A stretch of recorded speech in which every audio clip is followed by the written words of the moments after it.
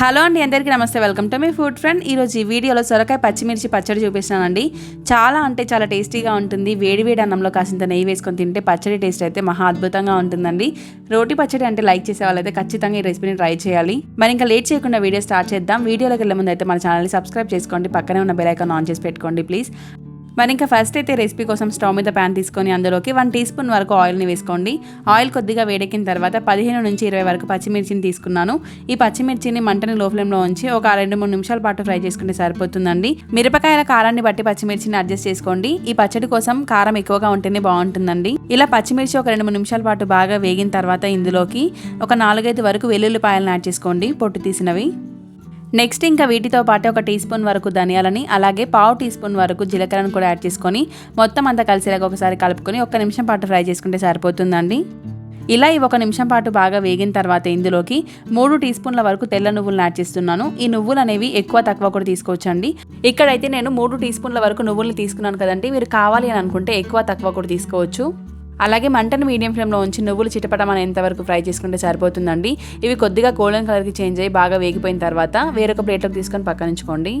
Next అదే ప్యాన్లోకి 1 tea spoon వరకు ఆయిల్ని వేసుకొని ఆయిల్ వేడెక్కిన తర్వాత ఇందులోకి సన్నగా కట్ చేసి పెట్టుకున్న సొరకాయ ముక్కలను యాడ్ చేసుకుంటున్నానండి.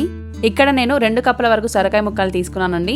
సొరకాయ ముక్కలు ప్యాన్లోకి యాడ్ చేసుకున్న తర్వాత మొత్తం అంతా ఒకసారి కలుపుకొని మూత పెట్టేసి మంటని లో టు మీడియం ఫ్లేమ్లో ఉంచి 15 నుంచి 20 నిమిషాల పాటు ఉడికించుకుంటే సరిపోతుందండి.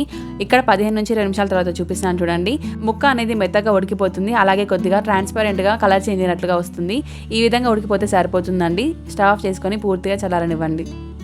నెక్స్ట్ ఒక మిక్సీ జార్ తీసుకొని అందులోకి మనం ముందుగా వేయించి పెట్టుకున్న పచ్చిమిర్చి నువ్వులను యాడ్ చేసుకోవాలండి. వీటిని కొద్దిగా బరకగా బ్లెండ్ చేసుకుంటే సరిపోతుంది, మరి మెత్తగా బ్లెండ్ చేసుకోవాల్సిన అవసరం ఏమీ లేదండి. ఇక్కడ చూపిస్తున్నాను చూడండి, ఈ విధంగా బ్లెండ్ చేసుకుంటే సరిపోతుంది. నెక్స్ట్ ఇంకా ఇందులోకి మనం ముందుగా ఫ్రై చేసి పక్కకు పెట్టుకున్న సొరకాయ ముక్కల్ని కూడా యాడ్ చేసుకుందామండి.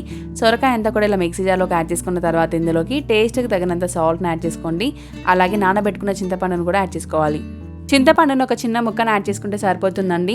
ఇదంతా కూడా ఇప్పుడు మెత్తని పేస్ట్ లాగా బ్లెండ్ చేసుకోవాలి. మీరు ఇంత మెత్తగా వద్దు అని అనుకుంటే కొద్దిగా కోర్స్గా కూడా బ్లెండ్ చేసుకోవచ్చు.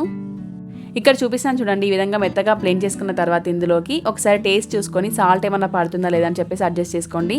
నేనైతే ఇక్కడ కొద్దిగా సాల్ట్ని యాడ్ చేశానండి. ఇలా సాల్ట్ని యాడ్ చేసిన తర్వాత కూడా మొత్తం అంతా కలిసేలాగా ఒకసారి కలుపుకుంటే సరిపోతుందండి. నెక్స్ట్ ఇలా రెడీ చేసుకున్న పచ్చడికి తాలింపు పెడదాం రండి. తాలింపు కోసం స్టవ్ మీద ప్యాన్ తీసుకొని అందులోకి 1.5 టేబుల్ స్పూన్ వరకు ఆయిల్ని వేసుకోండి. ఆయిల్ కొద్దిగా వేడెక్కిన తర్వాత 1 టీ స్పూన్ వరకు పోపు దినుసులను యాడ్ చేసుకోండి. ఇవి కొద్దిగా వేగిన తర్వాత 4-5 వెల్లుల్లిపాయలని ఇలా కచ్చపచ్చగా దంచుకొని వేసుకోవాలి. వీటిని కూడా ఒకసారి కలిపేసి ఇవి కొద్దిగా వేగిన తర్వాత ఇందులోకి 2 రెబ్బల వరకు లేత కరివేపాకును యాడ్ చేసుకోండి. ఈ కరివేపాకు యాడ్ చేసిన తర్వాత ఒకసారి కలిపేసుకొని ఒక 30 సెకండ్ల పాటు కరివేపాకును బాగా వేగనివ్వండి. ఇవి కొద్దిగా వేగిన తర్వాత ఇందులోకి ఎండుమిర్చిని యాడ్ చేసుకోవాలి, ఒక 2 వరకు. ఈ ఎండుమిర్చి, కరివేపాకు, వెల్లుల్లి అంతా బాగా వేగిన తర్వాత ఇందులోకి చివరగా స్టవ్ ఆఫ్ చేసే ముందు 1/2 టీ స్పూన్ వరకు పసుపును కూడా యాడ్ చేసుకొని స్టవ్ ఆఫ్ చేసుకుంటే సరిపోతుందండి. ఈ పసుపు కూడా ఆయిల్లో ఒక 10 నుంచి 15 సెకండ్ల పాటు బాగా వేగిన తర్వాత ఇందులోకి మనం ముందుగా గ్రైండ్ చేసి పెట్టుకున్న సొరకాయ పచ్చడిని యాడ్ చేసుకోవాలి.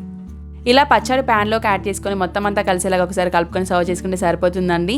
సొరకాయ పచ్చిమిర్చి పచ్చడి అయితే రెడీ అయిపోతుంది. చాలా టేస్టీగా ఉంటుందండి. వేడి అన్నంలో సొరకాయ పచ్చడి వేసుకొని తింటే సూపర్గా ఉంటుంది టేస్ట్ అయితే. మరి మీరు కూడా తప్పకుండా ట్రై చేయండి, అసలు మిస్ అవ్వద్దు. మరి ఇంకా ఈ రెసిపీ కనుక మీకు నచ్చినట్లయితే ఇలాంటి మంచి ఎమ్మీ అండ్ టేస్టీ వంటల కోసం మన ఛానల్ని సబ్స్క్రైబ్ చేసుకోండి. అలాగే పక్కనే ఉన్న బెల్ ఐకాన్ ఆన్ చేసి పెట్టుకోండి. అలాగే మీ ఫ్రెండ్స్కి కూడా షేర్ చేయండి. మన ఛానల్లో పెట్టిన పాలకూర రోటి పచ్చడి రెసిపీకి చాలా మంచి రీచ్ వచ్చిందండి. చాలా మంది చూశారు, అలాగే కామెంట్స్ చేశారు, లైక్ చేశారు, షేర్ చేశారు. థ్యాంక్ యూ సో మచ్ అని సబ్స్క్రైబ్ చేసుకున్న వాళ్ళందరికీ కూడా పేరు పేరున. మన ఛానల్ 1000 మంది సబ్స్క్రైబర్స్కి దగ్గరగా ఉంది. ఇదంతా మీ వల్లనే. థ్యాంక్ యూ సో మచ్ అండి. మీ సపోర్ట్ నాకు ఎప్పుడు ఉంటుందని ఆశిస్తున్నాను. ఇలాంటి మంచి ఎమ్మీ అండ్ టేస్టీ వంటలతో రోజు ముందుకు వస్తాను. Keep watching me food friend. Thank you for watching.